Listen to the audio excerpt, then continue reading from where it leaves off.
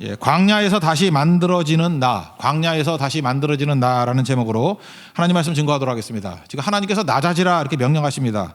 그러면 낮아져야 됩니다. 그걸 잘 받아들여야 됩니다. 낮아지라 그러면 낮아지고 초라해지라 하면 초라해지고, 하나님이 우리를 이끄실 때가 있거든요. 우리 요즘에 예레미야서 배우죠. 그때 멍에를 지라 그럼 멍에를 지는 거죠. 근데 그 하나냐 같이 멍에를 꺾자 그러면서 지멋대로 나가면은 죽는 거죠. 멍에를 지라 그러면 살리라, 낮아지라 그러면 살리라, 광야에서 초라해져라 그러면 살리라. 다윗은 이걸 잘했던 것 같아요. 다윗은 승리도 잘 다루었지만 실패, 낮아짐 이런 거를 되게 잘 다루었던 것 같습니다. 압살롬에게 지금 쫓깁니다. 낮아질 때죠. 낮아질 때 잘 받아들이잖아요. 16장에 보면 시므이가 조롱하죠. 비루한 자에 가거라 막 욕하고, 그랬더니 아비새가 죽인다 그러니까 여호와께서 저주하라 하시니까 저주하는 거다. 그러니까 하나님이 시킨 거다. 너 왜 그렇게 하냐 이렇게 말할 사람 없다라는 거죠. 그러면서 하나님께 또 나아갑니다. 겸손함이죠. 하나님, 저 사람의 저주 때문에 내가 선으로 응답받기를 원합니다. 하나님만 바라보잖아요. 많이 저주해라. 하나님이 은혜 주시면 되는 거야. 그런 자세를 가지고 나갔다는 것입니다. 하나님 보시기에 좋았죠. 실패 중에도 다윗은 믿음이 있었습니다. 여러분 마찬가지입니다. 인생 가운데 낮아지고 초라해지고 욕먹고 막 그럴 때 있거든요. 그때 이제 입 다물고 하나님만 바라보게 되면 오히려 은혜가 쌓여요. 왜? 하나님께서는 겸손한 자에게 은혜를 주시기 때문에 그렇다라는 것입니다. 지금 도망 중입니다. 누가 보더라도 다윗은 약자, 압살롬은 강자입니다. 근데 전쟁에서 누가 이겼어요? 결론은 다 알잖아요. 다윗이 이겼죠. 왜 그렇습니까? 하나님이 은혜를 부어주시니까 이기더라는 것입니다. 우리 전장에서 지난주에 살폈죠. 하나님께서 이렇게 손을 딱 드시니까 겉으로는 보이지 않는 것 같이 보이지만 하나님이 개입하시니까 어떤 일이 벌어집니까? 갑자기 아히멜렉같이 똑똑한 사람이 어리석어져요. 그래서 지금도 뭐 날고기고 하는 사람들 있죠. 하나님이 손만 딱 대면 갑자기 바보 천치가 돼버려요. 어떻게 저런 바보가 다 있나? 저렇게 어리석은 행동을 하나? 그래서 망하기 직전에 보면은 이게 영적으로 깨인 사람은 압니다. 어떤 사람이 갑자기 어리석어져요. 뭐 나라가 어리석어지기도 하고 왕들이 어리석어지기도 하고 이렇게 어리석어져. 저거 삼척동자도 다 하는 건데 왜 이렇게 어리석은 행동을 하지? 하나님이 손대고 계시는구나. 곤망해요. 그렇게 하는 거예요, 그죠? 하나님이 어리석게 만들어서 아히멜렉의 그 높은 책략 이거는 버리고 그죠? 후세의 책략, 말도 안 되는 책략 그런 걸 선택해가지고 어리석게 만드셨다. 이게 첫 번째고, 또 하나 하나님이 손대시니까 어떤 일이 벌어집니까? 또 자기 전략을 채택 안 했다고 아히멜렉이 가서 자살하잖아요. 이걸 뭐라 그러죠? 멘붕 온 거죠. 정신이 무너져 버린 거죠. 어떻게 뭐가 별것도 아닌 문제 갖고 이렇게 우르르 무너지나? 의인은 7번 넘어져도 다시 일어나지만 악인은 그냥 쓰러진다 그러잖아요. 똑같은 일이 벌어지죠. 그래서 여러분들 믿음 있는 사람은요, 뭐 이렇게 지저분해 보여요. 맨날 깨지고 넘어지고 뭐 죄짓고 회개하고 막 이래서 보여서 어쩌면 저렇게 지저분한가. 근데 건재해요. 왜요? 하나님 은혜로 건져주시니까. 근데 악인은요, 승승장구하다가 한 번 넘어지면 그냥 가요. 한 방에 훅 간다고. 아히멜렉 보십시오. 그냥 한 방에 자기 채택 안 됐다라는 것 때문에 멘붕이 오잖아요. 그래서 죽잖아요. 그리고 뭐 도울 자도 있다 뭐 이런 거. 뜻밖의 돕는 사람, 안 본 사람들이 도와줄 리가 없잖아요. 도와주죠. 지난주 살핀 거 아니에요. 하나님이 눈에 보이진 않지만 도와주실 때 이런 일이 벌어진다고. 대적이 어리석어지고 대적이 멘붕 와서 죽고, 그 다음에 생각지도 않아도 뜻밖의 사람들이 나를 도와주더라. 이건 대적에 관한 얘기들이에요. 오늘 그 다음 장에 보면 이제 하나님의 은혜가 다윗에게 임했어요.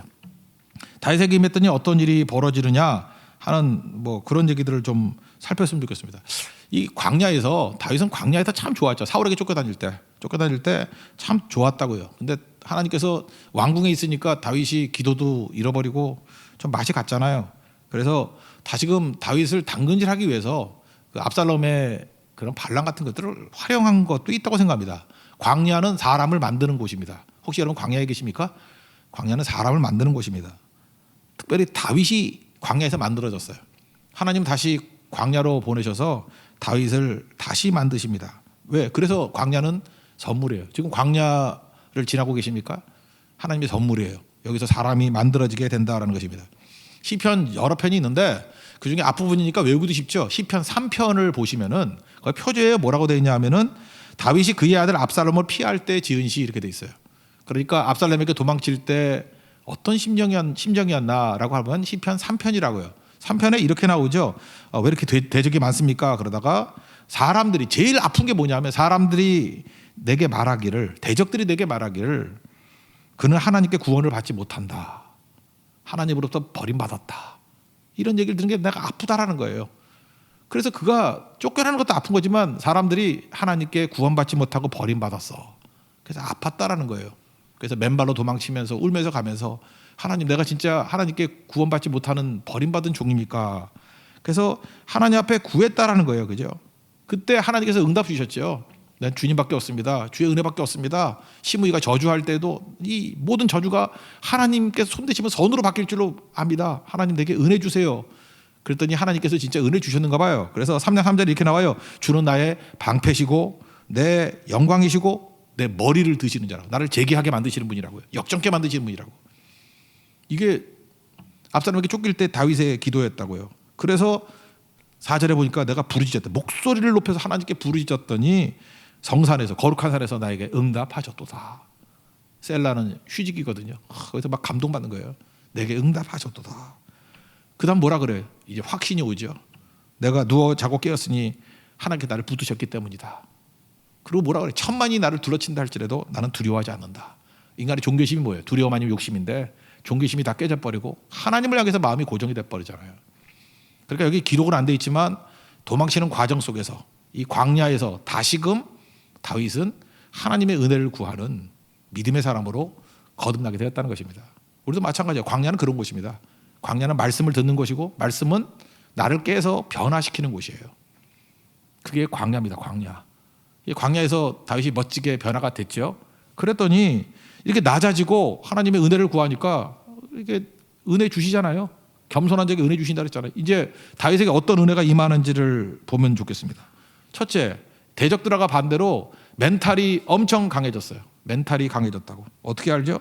무너진 것들을 막 세웁니다. 그래서 천부장도 세우고 그다음에 백부장도 세우고 그다음에 부대도 세 부대로 나누죠. 세 개로 나눠가지고 하나는 요압, 하나는 아비새, 하나는 이때 아마 30명밖에 없었는가 봐. 그래서 1000명씩 이렇게 3대로 나눴습니다. 다시 말해서 조직 정비와 조직 개편을 했더라. 아히멜렉은 자기 전략 채택 안 했다고 멘붕 와가지고 멘탈 붕괴로 자살했지요. 내가 볼 때 자살은 다윗이 했어야 되는데 안 그래요? 지금 상황이 더 나쁘잖아요. 맨발로 도망치고 막 저주나 듣고 뭐 이게 상태가 안 좋은데? 근데 하나님께 나아가니까 멘탈이 너무너무 강해졌죠. 대답 좀 해봐요. 너무너무 강해졌잖아요. 그죠? 그래서 정신이 막 돌아가지고 조직 정비하고 3대로 나누고 그래서 성령이 임하면요 똑똑해져요 사람이. 그래서 예수님 제자들 가운데 뭐 베드로 뭐 이렇게 요한 별로 못 배웠잖아요. 근데 너무 똑똑해졌어. 말도 잘하고 막 말씀도 막 증거하고 해서 사도행전 4장 13절에 뭐라 그래요? 본래 학문 없는 범인으로 알았다가 뭐예요? 멍청한지 알았는데 이상하게 여기 떨어져. 왜 이렇게 똑똑해? 서로 물어보는 거예요. 왜 이렇게 똑똑해? 여기 혹시 그 멍청한 분들 있습니까? 성령 받으십시오. 그럼 사람들 그래요. 왜 이렇게 똑똑해? 예, 멍청하게 살면 안 돼요. 그래서 왜 이렇게 똑똑해지냐고. 왜 이렇게 멘탈이 강해? 왜 이렇게 멘탈이 강하지? 그 아무것도 아닌 거 갖고 그냥 낙심하고 뭐 낙엽 떨어진다고 울고 잠깐 그러지 말고 그죠? 뭐 남자친구한테 버림받았다고 울고 그건 좀 울어도 되나? 그러고 멘탈이 강해야지. 너만 남자냐 임마 발핑의 남자다 그러고 가야지. 그죠? 이런 거죠. 이런 거. 다윗이 멘탈이 되게 강해요. 은혜가 임하면요 정신이 강해져요. 그죠? 어떤 도전이 온다 할지라도 안 넘어진다고. 요즘같이 팬데믹 있고 그럴 때는 막 어려움들이 있잖아요. 누가 살아남을까요? 정신 강한 사람이 살아남습니다. 영이 강한 사람이 살아남습니다. 하나님의 백성들은 안 넘어져요. 그죠? 믿지 않는 사람들 보세요. 아히멜렉 같다니까요. 승승장구하고 뭐 되게 잘난 것 같이 보이지만 한 번 뭐 세무조사 한 번 왔다 그러면 팍 무너져 버리고 한 놈이 뭐 이렇게 배신했다 그러면 확 무너져 버리고 그렇다고요. 뭐 사고 하나 터졌다 그러면 확 무너져 버리고. 그러니까 아히멜렉 멘붕이 온다고. 그러나 은혜가 임한 사람은 멘탈이 너무너무 강하더라.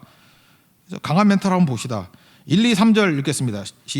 1, 2절까지만 읽습니다. 1, 2절까지 시작. 이에 다윗이 그와 함께한 백성을 찾아가서 천부장과 백부장을 그들 위에 세우고 다윗이 그의 백성을 내보냈어요. 3분의 1은 요압의 휘하에, 3분의 1은 수레의 아들 요압의 동생 아비새의 휘하에 넘기고 3분의 1은 가드 사람 이때의 휘하에 넘기고 왕이 백성에게 이르되 나도 반드시 너희와 함께 나가리라 하니. 그러니까 멘탈 너무 강하죠. 이제 조직하고 세우고 이런 일이 벌어지게 된다는 것입니다. 그리고 뭐라 그래요? 이제 막 솔선수범해서 나도 전장에 나갈 거야. 아마 이런 거 있었죠. 바세바가 범죄했을 때 전쟁터 안 나가서 옥상 왔다 갔다 가다가 뭐 죄졌잖아요. 그러니까 이제는 정신 차리고 내가 앞장설 거야. 나를 따르라 그럴 거야. 그죠? 공격 앞으로 그게 아니라 나를 따르라 그럴 거라고. 나를 따르라. 그랬더니 사람들이 뭐라 그래요? 아히멜렉 그 전략을 모르시냐고. 이 전쟁은 뭐 이기고 지고의 문제가 아니라 다윗 왕 당신의 목숨을 뺏고 빼앗기는 그저 뭐 그런 싸움이라고. 당신 목숨이 뭐라 그러죠? 우리 10,000명보다 더 귀하다. 진짜 그렇죠. 다윗 죽으면 끝나는 거 아니냐고. 당신이 앞장서는 것보다도 뒤에 앉아가지고 곱게 계세요. 설치지 말고. 보통 때 같으면 뭐라 그러죠? 고집부리죠. 그래서 고집 센 사람들이 문제가 있다고요. 무슨 소리냐? 나는 장렬하게 앞에 나가서 뛸 거야. 이순신 장군 모르냐? 그죠? 마지막 노량해전에서 그죠? 장렬하게 전사하고 나도 그럴지도 몰라. 앞장설 거야. 근데 뭔 소리야? 뭔 소리야? 당신 왕이잖아. 그 다음에 우리 소망이 없어요. 그랬더니 중요한 게 뭐예요? 이거를 수용하더라는 거예요. 되게 겸손한 거죠. 남의 얘기를 들어요. 영접하더라는 거예요. 자기가 이렇게 멋지게 나가려고 그러지 않고. 압살롬은 어땠어요? 50명 휘하에 두고 후세 얘기가 뭐였어요? 정구를 다 모아가지고 맨 앞장 서가지고 나를 따르라 그러면 된다고. 싸워보지도 못하고 압살롬 갚버렸죠. 말 안 듣고. 근데 다윗은 다르잖아요. 그랬더니 고집을 꺾고 받아들이잖아요. 그래서 믿음이 뭔지 아십니까? 내 고집이 꺾이는 거야. 나 다이 내가 아니에요. But Christ lives in me. 내 안에 예수님이 계시면 예수님의 마음을 품는다고. 아닌 거는 꺾고. 나 틀리잖아요. 틀리면 뭐 나를 꺾고 예수님 따라야죠. 나를 꺾고 부하들의 말을 들어야죠. 그래서 그 믿음하고 영접하는 거 똑같다잖아요. 그죠? 그 이름을 믿는 자, 영접하는 자, 그 이름을 믿는 자 동의하잖아요. 하나님의 자녀가 되는 권세를 주셨으니. 부하들의 말을 영접하고 수용하고 그죠? 흡수하고. 그래서 여러분 영어에 왜 수동태가 많은지 아시죠? 그게 기독교 영향력이에요. 하나님의 말씀을 이렇게 받아들이고 믿음을 제대로 가지면 우리 말투가 자꾸만 수동태로 바뀌어. 하나님께서 내게 주시면, 하나님께서 내 인생을 이끌어 주시면, 하나님께서 내게 기회를 주신다면 뭐 다 이렇게 수동적으로 바뀌어버려요. 근데 믿음 없는 자들은 뭐래요? 내가 하리라, 내가 죽여버리라, 내가 뭐 하리라, 내가. 내가가 강조가 되면은 그게 마귀적인 용법이죠. 그래서 그 영어나 이런 데 보면 기독교 문화가 들어가서 대부분의 문장들이 다 수동태로 바뀌어버린 거예요. 그래서 우리가 언어 쓰기가 힘들잖아요. 그 이유가 그거예요. 하나님이 주관하시고 내가 하는 게 아니라는 거예요. 다윗을 보세요. 그의 말투가 수동태로 바뀌어버리잖아요. 그죠? 받아들이고 수용하고 영접하고. 그 대단한 거죠. 그래서 이게 겸손한 겁니다. 교만이 나쁜 이유가 뭐라 해서 배우지 않기 때문에. 겸손은 뭐예요? 배우잖아요. 그래서 세상에서 제일 바보가 뭐냐면 고집불통이에요. 고집불통. 뭐 누구 얘기하면 말 안 듣고 그냥 지 고집 내세우고. 그렇다면 보세요. 그 깡통이지. 맨날 뭐 퇴보하고 공부도 못할 거야 그런 사람들은. 그죠? 왜냐하면 겸손함이 없이 무슨 공부를 해요. 내가 모르니까 배우겠습니다. 그런 사람이 공부가 되는 거지. 그죠? 고집불통 영감탱이 되는 거지. 그죠? 안 되는 거죠. 들을 줄 아는 거. 3절 4절 읽겠습니다. 시작. 백성들이 이르되 왕은 나가지 마소서. 우리가 도망갈지라도 그들은 우리에게 마음을 쓰지 아니할 터요. 우리가 절반이나 죽을지라도 우리에게 마음을 쓰지 아니할 터이라. 왕은 우리 10,000명보다 중하시오니 왕은 성읍에 계시다가 우리를 도우심이 좋으니이다 하니라. 왕이 그들에게 이르되 너희가 좋게 여기는 대로 내가 행하리라 하고 문 곁에 왕의 섬에 모든 백성이 100명씩 1,000명씩 대를 지어 나가는지라. 그대로 받아들이죠. 그러니까 되게 겸손한 거죠. 그죠? 그러니까 똑똑해지고 그다음에 겸손해져서 수용성이 넓어지고 이게 은혜 받은 사람의 특징이에요. 이렇게 인격이 변화가 돼요. 그리고 실제로 하나님의 은혜의 힘 있어요. 은혜의 힘. 하나님이 도와주시죠. 전쟁이 벌어졌는데 칼에 죽은 사람보다 수풀에 죽은 사람이 많대. 그러니까 뭐예요? 하나님이 지형지물을 이용해가지고 자중진화로 죽게 만들었다는 거죠. 수풀에 죽었다는 얘기 뭐예요? 뭐 얘네들이 지들끼리 뭐 실수해가지고 어디 엎어져가지고 죽었다 그런 얘기 아니에요. 안 그렇습니까? 그 여호수아 10장에도 보면은 그 기브온 사람들 도와주려고 전쟁하잖아요. 태양을 멈추려 하는 그 사건이요. 그죠? 그때 그런 얘기가 나와요. 그때 칼에 죽은 사람보다 우박에 죽은 사람이 더 많더라. 여호수아 10장 11절에 나오거든. 칼에 죽은 자, 이런 표현이 되게 많아요. 칼에 죽은 자보다 우박에 죽은 자가 더 많다. 그러니까 칼은 인간의 힘이고 우박은 뭐예요? 하나님의 도우심이에요. 그러니까 인간이 칼질해가지고 죽은 사람보다 하나님이 우박 떨어뜨려서 죽은 사람이 더 많더라. 여긴 뭐라 그랬어요? 칼에 죽은 자보다 수풀에 걸려서 죽은 사람이 더 많더라. 안 읽어봤구나. 읽어봅시다. 6절과 7절입니다. 8절까지 시작. 이에 백성이 이스라엘치로 들러나가서 에브라임 수풀에서 싸우더니 거기서 이스라엘 백성이 다윗의 부하들에게 패하매 그날 그곳에서 전사자가 많아 20,000명에 이르렀고 그 땅에서 사면으로 퍼져 싸웠으므로 그날의 수풀에서 죽은 자가 칼에 죽은 자보다 많았더라. 전쟁은 하나님께 속한 거죠. 내가 잘나가지고 이기는 게 아니고요. 하나님이 도와주시면 적이 못해서도 이길 수도 있고 또 하나 왜 내가 이기는지도 몰라요. 그죠? 내가 왜 이기지? 뭐가 보이지 않는 손이 움직이는 거예요, 그죠? 수풀이다, 우박이다, 뭐 이렇게 얘기해요. 또 다른 성경에는 왕벌이라고 왕벌도 보내요 하나님이 이렇게, 그죠? 말벌 같은 거 보내가지고 왕벌을 보내가지고, 그죠? 이렇게 왜 이기지? 그래서 이길 때도 설명이 안 되는 거야. 너 어떻게 해서 이겼니? 그러면 나도 몰라. 뭐 이럴 때가 많아요, 그죠? 내가 왜 이겼는지 설명이 안 돼요. 그럴 때 뭐라 그러죠? 하나님의 은혜로. 그런 거예요. 이제 기독교인들의 말투를 아시겠죠? 그게 그냥 괜히 하는 소리가 아니에요. 설명이 못 하겠다는 거예요. 설명이 안 된다는 거예요. 원인, 인과관계가 연결이 안 된다는 거예요. 그러니까 뭐라 그래요? 하나님의 은혜로. 하나님이 하셨다, 그 얘기죠. 그래서 이겼다라는 것입니다. 여러분 삶 속에도 하나님의 은혜로 이렇게 이기는 능력이 임하기를 기원합니다. 겸손하면요, 하나님께서 은혜 부어주셔요. 은혜 부어주시니까 똑똑해지죠. 그죠? 똑똑해지죠. 그 다음에 또 이렇게 은혜가 넘쳐나게 되죠. 또 두 번째, 수용성이 있죠. 인격적으로 너무 좋을 거 아니에요, 사람들이. 다시 이렇게 변화가 됐다는 것입니다. 그 팁으로 이 뭐 은혜 모르는 교만했던, 이게 교만하잖아요. 아들 압살롬은 말씀도 안 붙들고 기도도 안 하고 교만하니까 어떤 일이 벌어져요? 뭐 망하지 뭐. 망하는 것이. 이는 하나님 의식하지 않아요. 오로지 와신당삼이라고 그러죠. 지 생각만 해가지고 지 분노로만 살아. 지금 압살롬이 반역하는 데까지 11년이 걸려요. 동생이 그 형 암논이라는 그 나쁜 놈한테 욕보였다, 그 얘기를 들었죠. 근데 압살롬은 굉장히 용의주도한 사람이에요. 2년 동안 기도 안 하고 말씀 안 보고 칼만 갈았어요. 와신상담, 쓸개를 씹으면서 2년, 그죠? 2년. 그러고 난 다음에 왕자들 모아놓고 생일잔치 한다 그래놓고 암논 죽여버리죠. 그러니까 아버지 겁나니까 또 뺑소니 치네, 외갓집으로, 그술왕 달매 집으로 3년, 2년 플러스 3년. 다윗이 그리워합니다, 아들을. 그랬더니 또 요압 장군이 자기를 죽였는데 이때는 화해자로 나타나잖아요, 그죠? 다윗의 마음을 읽고 오라 그럴까요? 그랬더니 와 그랬다고요. 근데 왔는데 다윗은 멍청해요, 그죠? 이게 뭐 아들을 용서해 주는 것도 아니라 그 집에 가서 처박혀 있어. 그리고 뭐 훈계도 안 하고 아무것도 손을 안 대요. 또 2년, 3년, 2년, 7년이에요. 그러니까 이게 열받은 거야, 이놈이, 압살롬이. 그래서 마음속에 반역할 마음을 가져가지고 백성들의 마음을 훔치니라 이렇게 나오잖아요. 그 훔치는 짓거리를 몇 년에 4년 했어요. 4년. 성경에 보면 4년. 그러니까 지금 이 반역이 일어날 때까지 총 몇 년 걸렸어요? 11년. 더하기 다 했죠. 내가 미리 다 더해놨어. 2 더하기 3 더하기 2 더하기 4는 11. 이건 고등수학도 아니고 산수입니다. 그죠? 11년이에요. 11년. 그러니까 11년을 벼르면서 그 중간에 기도했단 말도 없고 하나님을 의식했단 말도 없고 말씀을 통해서 내가 변화됐단 말도 없고 자기밖에 없어. 자기밖에. 그래서 자기 계획으로, 자기 결정으로, 자기 힘으로 복수하잖아요. 다. 그죠? 자기 힘으로 암논도 복수해버리고 자기 힘으로 아버지는 틀렸어라고 정의 구현하고 자기 힘으로. 그게 압살롬이에요. 교만이죠. 교만. 엄청 교만한 거예요. 그리고 작전 성공이 있죠. 아히멜렉도 자기 편으로 오고 백성들도 자기께 다 오고 하니까 이건 뭐 엄청 승리한 거 아닙니까? 그래서 교만이 하늘을 찌를 듯 올라갔어요. 여기서 죽는 장면에서 그가 교만한 거를 알 수 있는 몇 가지 단서를 잡을 수 있는데, 첫째, 노새를 타고 다녔어요. 노새라는 건 뭐냐? 전쟁을 하면 뭘 타야 되냐면 말을 타야 돼요. 그죠? 전쟁할 때 말을 타야 돼. 말을 타야지 이게 뽀대도 나고 싸움도 잘하고 하잖아요.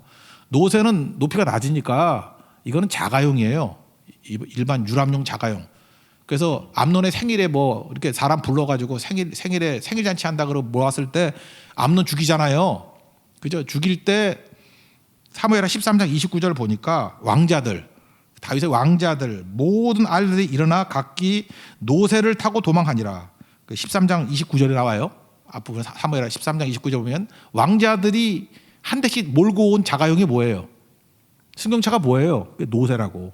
그러니까 노새는 평화시에 그냥 그 고급 귀족이나 왕족이 타고 다니는 승용차다 이렇게 생각하면 돼요. 그죠? 좋은 차 뭐 이런 정도. 근데 전쟁터에 노새를 타고 나왔다는 얘기는 뭐냐면 교만이 찌른 거예요. 하늘을.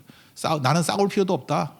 그저 이렇게 노새나 타고 유유낙낙 이렇게 다니면은 이길 수 있다 그런 거죠. 교만한 거 그죠? 이런 거 아니죠. 무장하게 있어야 돼. 무장도 안 하고. 또 하나를 알 수 있는 게 뭐냐면 이거예요. 우리는 잠깐만 이걸 뭐 이상한 데 잠깐 메시지를 가지고, 특별히 저같이 상처 입은 사람들이 이런 얘기를 많이 하는 것 같아. 머리카락 길면 죽는다 뭐 이런 거. 그죠? 그 대머리들이 되게 좋아해요. 저는 상처가 없습니다. 저는 그렇게 메시지화 시키고 마음이 없어요. 머리카락 길면 좋은 거죠. 좋은 거지.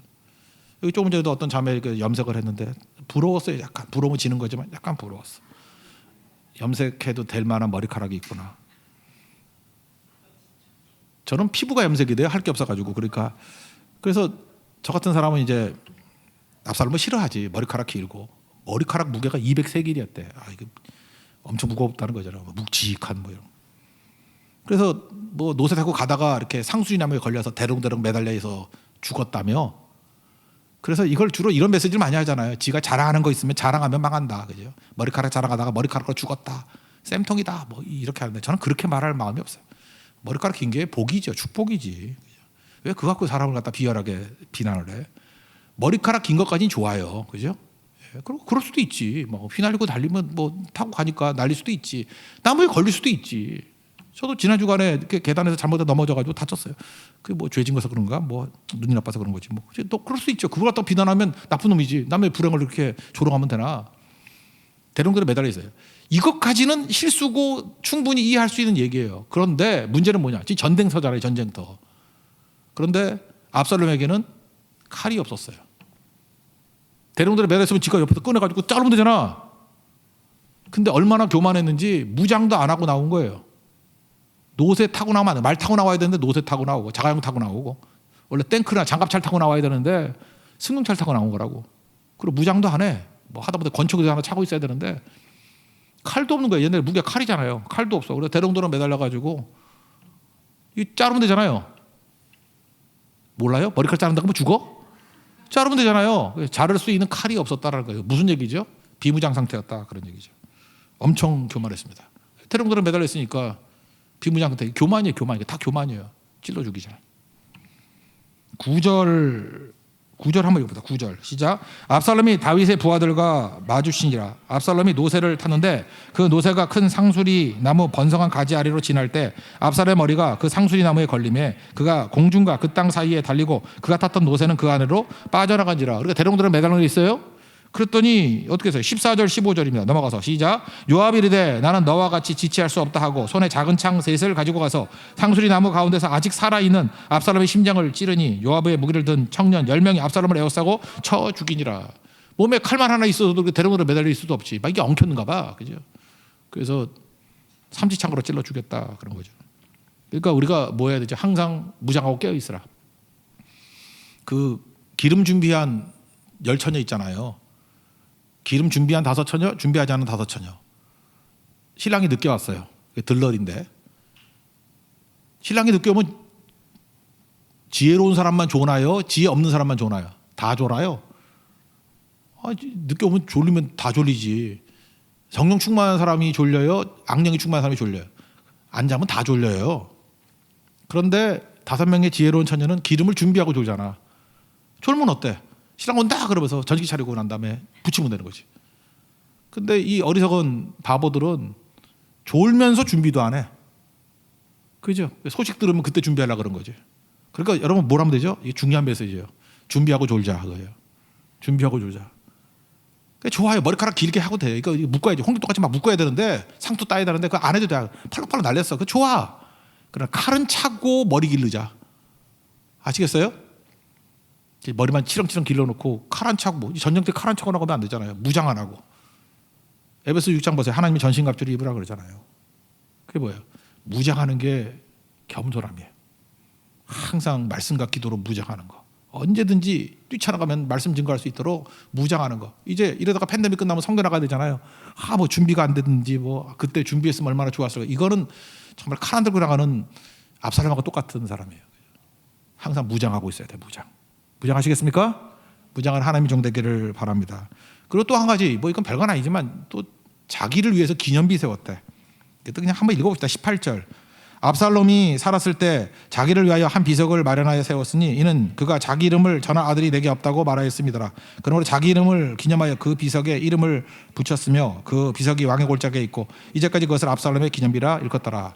이건 뭐 그렇게 크게 비난할 마음 없지만 한심하다. 하나님을 기념해야지 뭐 자기 기념비 뭐 이런 거나 세우고. 그러니까 교만하다는 거야. 몇 가지 단서를 해가지고 그냥 압살롬은 겸손함이 없고 은혜 구하는 겸손함이 없고 교만하니까 하나님이 대적하시더라. 노새 타고 가는 거 봐라. 얼마나 교만하니. 칼도 없어 전쟁 때. 얼마나 교만하니. 그리고 이제 하나 더 하는 게 죽고 난 다음에 자기 기념비 세웠던데 뭐 자기 이름을 위해서 뭐 이 정도. 그러니까 야고보서 4장 6절 말씀 기억하십시오. 하나님께서는 교만한 자를 물리치십니다. 겸손한 자에게 은혜를 주십니다. 믿습니까? 항상 하나님 은혜 없이는 살 수 없습니다. 겸손한 자 되어서 하나님 앞에 은혜 가운데 승리하는 하나님이 종되기를 바랍니다. 그래서 이거 다 외워서 뭐 할 거예요? 겸손하면 내가 알지 못하는 도우심으로 승리해요. 겸손하면요 막 똑똑해지고요. 겸손하면요 수용성이 좋아가지고 자꾸만 돕는 자들이 모여들어요. 사람들이. 겸손하면 깔때기 같이 된다니까. 뭐 좋은 게 다 모여든다고. 교만하면요 자기 장점조차도 함정이 돼버려. 머리카락 날리는 게 얼마나 장점이야. 그거 얼마나 멋있어요. 안 그래요, 그죠? 여러분 숫사자 이 갈기가 있으니까 숫사자지. 지난번에 어떤 놈이 그걸 잘랐더라고. 그걸 갈기 잘랐더니 숫사자가 이렇게 부끄러워서 숨더라고. 이 털이 없으니까 암사자 같이 생겼는데 이러고 있더라고. 그거 왜 잘라 그거를, 그죠? 그런 거예요, 그런 거. 그러니까 이게 장점조차도 약점이 돼버리잖아요. 하나님 앞에서는 겸손함을 통해서 하나님의 도우심과 은혜가 넘쳐나는 믿음의 종되기를 축원합니다. 이게 다윗의 장점이에요. 이제 한 가지만 더 보겠는데 다윗의 약점을 하나 보겠는데 좋은 아버지 아니었다는 거예요. 아버지 됨을 잃었다. I'm a father. 이게 되게 중요한 건데 나는 예배자입니다. 뜻이 나는 아버지입니다. I'm a father. 근데 I'm not a father. 나는 아버지가 아니에요. 이게 다윗의 문제였어요. 주변에 기회주의자들 얘기 쭉 나와요. 그래서 아히마아스하고 요압하고 서로 전공 차지하려고 먼저 가겠다 하는 이걸 왜 이렇게 길게 기록했는지 모르겠어. 그러니까 이런 거예요. 다윗 주변에는 하나님의 은혜가 아니었으면은 이렇게 두 가지 마음을 품은 사람들이 많이 있었다. 특별히 사독의 아들이니까 그건 제사장 아니야. 제사장조차도 이렇게 타락한 종들이었다. 뭐 이런 거. 그런 것들을 보여줍니다. 그러니까 중요한 게 뭐죠? 그 하나님의 은혜 없이는 살 수 없다. 그런 거죠. 지금 압살롬이 죽었던 이유가 뭐냐? 다른 사람들이 역사적 해석을 잘하라는 거예요. 요압 같은 사람이 있었고 아히마아스 같은 기회주의자들이 있었기 때문에 압살롬이 죽었다. 아버지가 죽이지 마 그랬더도 그 말을 무시하고 죽여버렸다. 그렇게 해석하면 안 된다는 거예요. 압살롬은 너 때문에 죽은 거야. 이게 메시지예요. 다윗, 너 아버지가 아버지됨을 잃었기 때문에 죽은 거야. 그렇게 해석하라고 지금 이걸 좀 이렇게 제한을 두는 거예요. 제한을 두는 거라고. 저게 맞다고 생각을 합니다. 여러분 아버지란 이름은요. 남자분들 좀 명심했으면 좋겠어요. 여자분들은 뭐 듣기 싫으면 귀 닫아도 돼. 남자분들이 좀 명심해 들었으면 좋겠어요.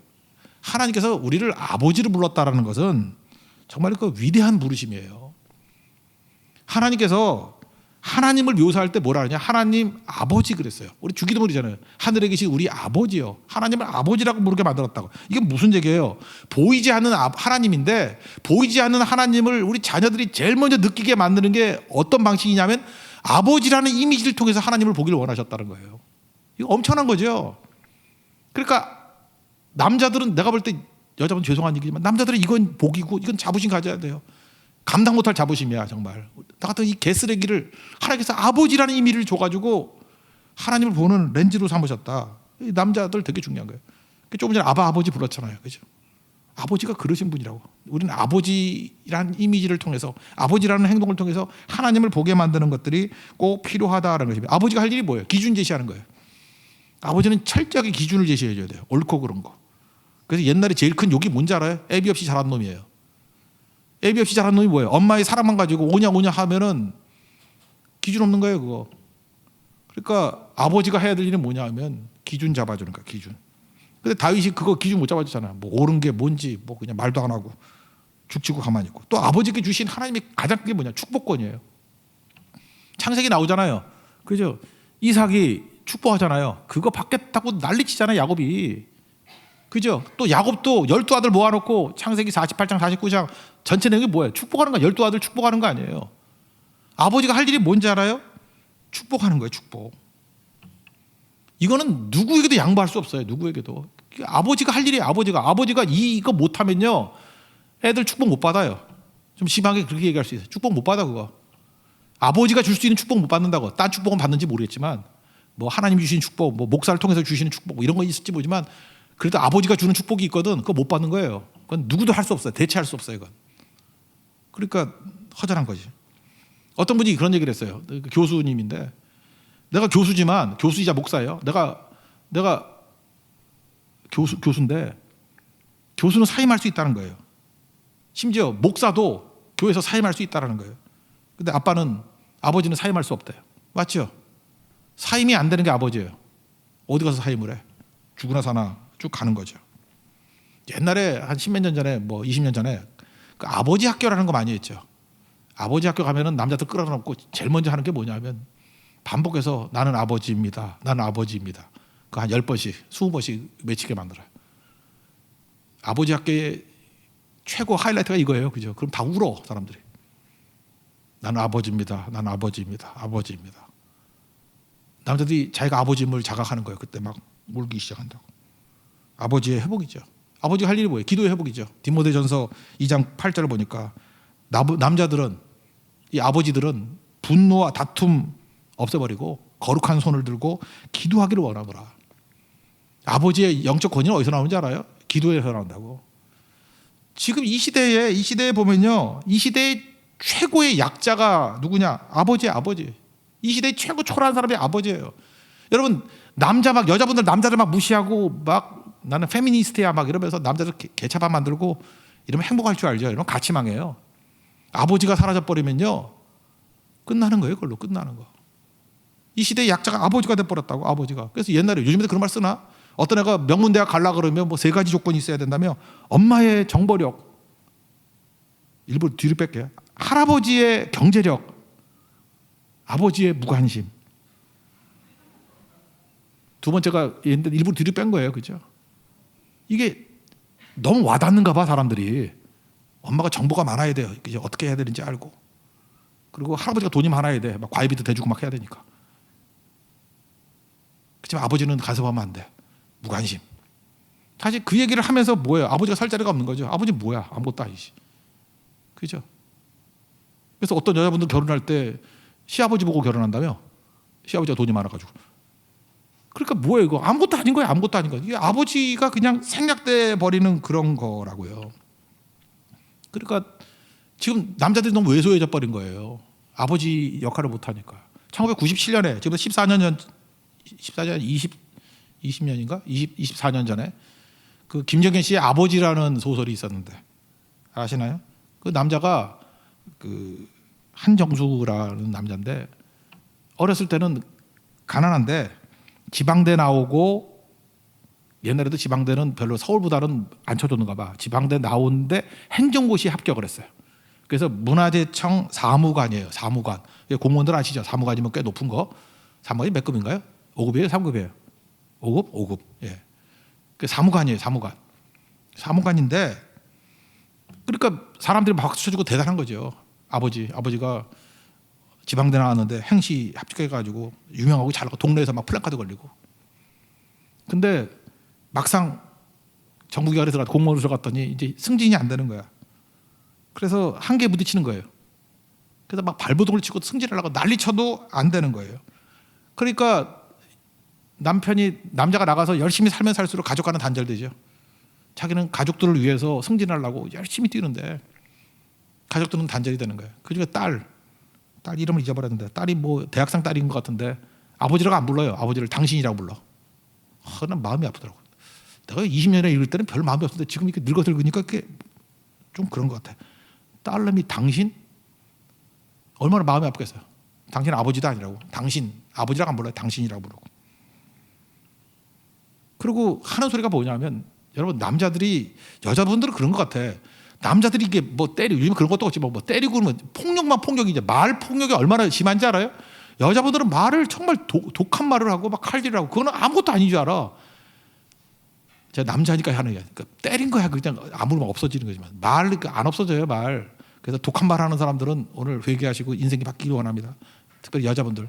혀를 붙들고 있다 기도하세요. 주님, 이 더러운 혀를 갖다가 이제는 절대로 축복 얘기만 하겠습니다. 아버지가 뭐라 그러는지 알아요? 자녀가 제일 가슴 아픈 게 뭐냐면, 아버지가 해준 게 뭐 있어?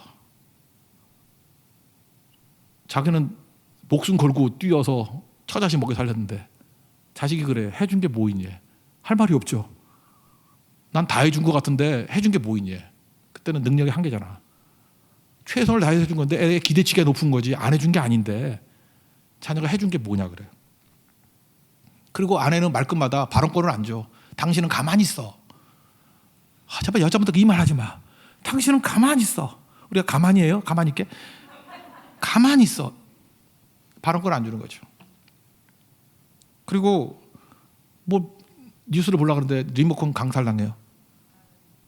제가 진짜 마음이 아팠어요. 저도 우리 집에 앉아 있으면요 리모컨을 안 줘요.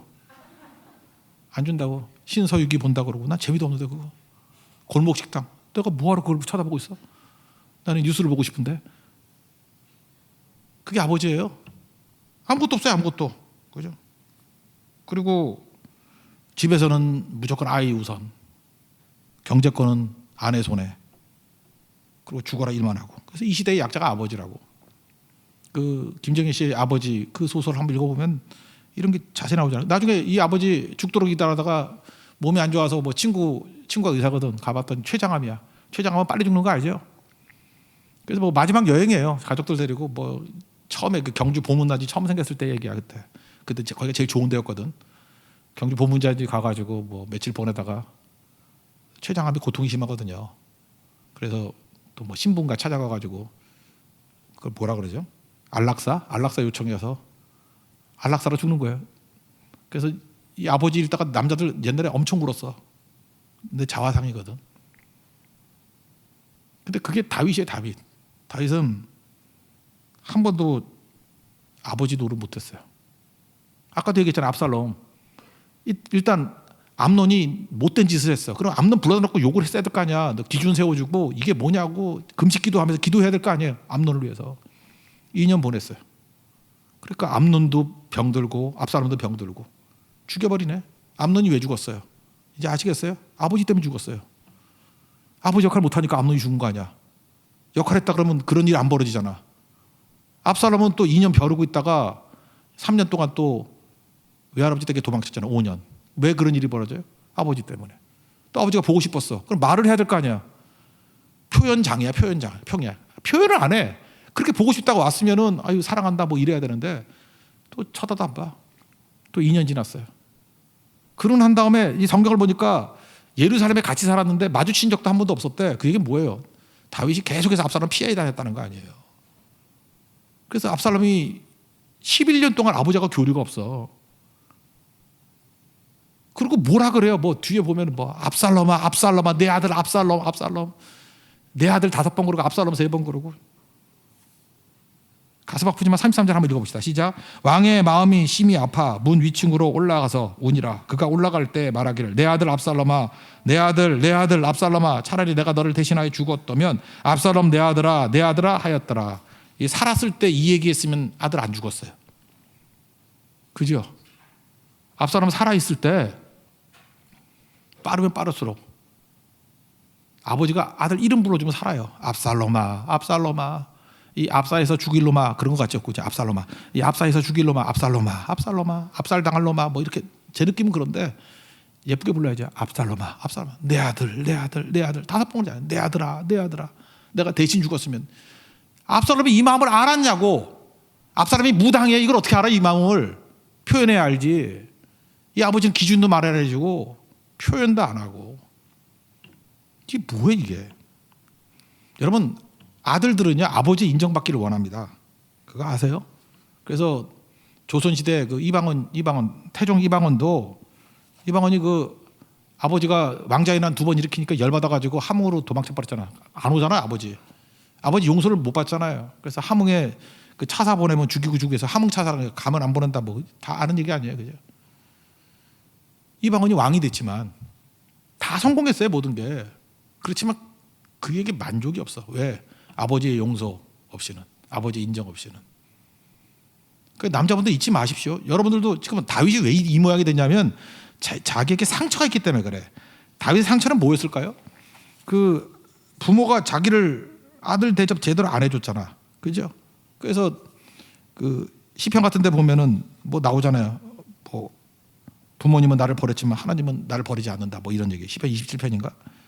그 정도로 이렇게 상처가 있는 사람이었다고. 그러니까 아들한테 표현을 못하는 거야. 그래서 아버지 되면 회복이 돼야 돼요. 지금도 남자분만 따라합시다. 나는 아버지입니다. 큰 소리를 해요. 나는 아버지입니다. 장가 안 사람도 아버지 될 것입니다. 그냥 아버지도 해요. 길잖아. 나는 아버지입니다. 그럼 기준 세워주는 거예요. 그리고 무조건 기도해야 되는 거예요. 여러분 잊지 마세요. 한 가정이 제대로 되려고 그러면 남자가요 이렇게 리모컨 뺏기고 맨날 여자에게 당신은 가만히 있어 뭐 그리고 아버지가 해준 게 뭐 있어 이런 소리를 잠재우는 게 돈 더 벌어가지고 갖다 준다고 되는 거 아니에요. 여자들에게 명품 가방 사준다고 되는 거 아니에요. 그 100만 원짜리 사주면요 300만 원짜리 사오라 그러고 300만 원짜리 사면 500만 원짜리 사오라 그러고 내가 그런 사람 봤어요. 1200만 원짜리 사오니까 그 다음에 또 2000만 원짜리 또 나온다고. 그거 따라 하다가 췌장암으로 죽어요 남자들. 가방 무슨 가방이야. 그죠? 이마트 부직포 하나 갖다 주고 500원짜리 이거 즐기고 선교해서 이거보다 좋은 거 없어. 이마트 부직포. 그죠? 외국 갔더니 그거 들고 사람 되게 많아. 우리나라 명품 가방인 줄 알고 이마트 부직포. 지난번 10장 사가다가 나눠줬더니 네팔에서 내가 인기 절정이었어요. 그죠? 너무 좋아가지고 사람들이 이마트 부직포 500원. 대신 뭘 해야 되느냐 하면 기도를 해야 돼요. 철학에도 때리게 여자들이 나오면 안 되고 남자들이 나와가지고 생명 걸고 기도하고 아내의 어리석음을 불쌍히 여겨 주옵소서. 그죠? 이 딸들의 오만함들을 주님 혀가 굳어지게 해주십시오. 이렇게 기도하고 그죠? 하나님 앞에 무릎 꿇게 해주세요. 그게 영적 주도권, 영적 권위예요. 그래야 살아요. 그러니까 한마디로 얘기해서 다윗은 아버지 되면서 실패했어요. 33절에 나오는 이 고백 죽어서 하면 뭐래? 이거 미리 하라는 거예요. 그 대표적인 게 누구죠? 누가 보면 15장에 나오는 탕자와 아버지. 아버지는 어땠어요? 기다리는 아버지. 아버지가 확신이 있잖아요. 돌아가면 받아준다는 그 아버지에 대한 확신. 아버지는 기다려주는 분이에요.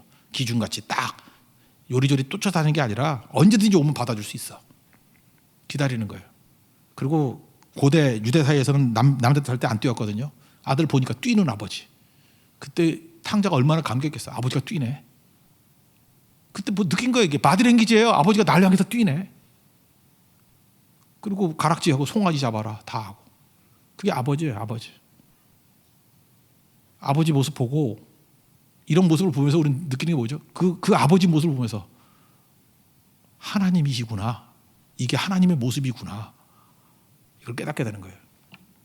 그래서 아버지가 좋으면 애들이 믿음이 좋아집니다. 그런데 아버지가 개차반이면 애들이 믿음이 안 자라요. 그래서 기도할 때도 하나님 아버지를 못하는 애들 되게 많아요. 아버지가 화가 난대. 하나님 아버지 할 수 있을 정도의 믿음의 아버지, 기도의 아버지가 되는 축복이 임하기를 기원합니다. 자리에서 하겠습니다. 우리 아바 아버지 찬양하겠습니다.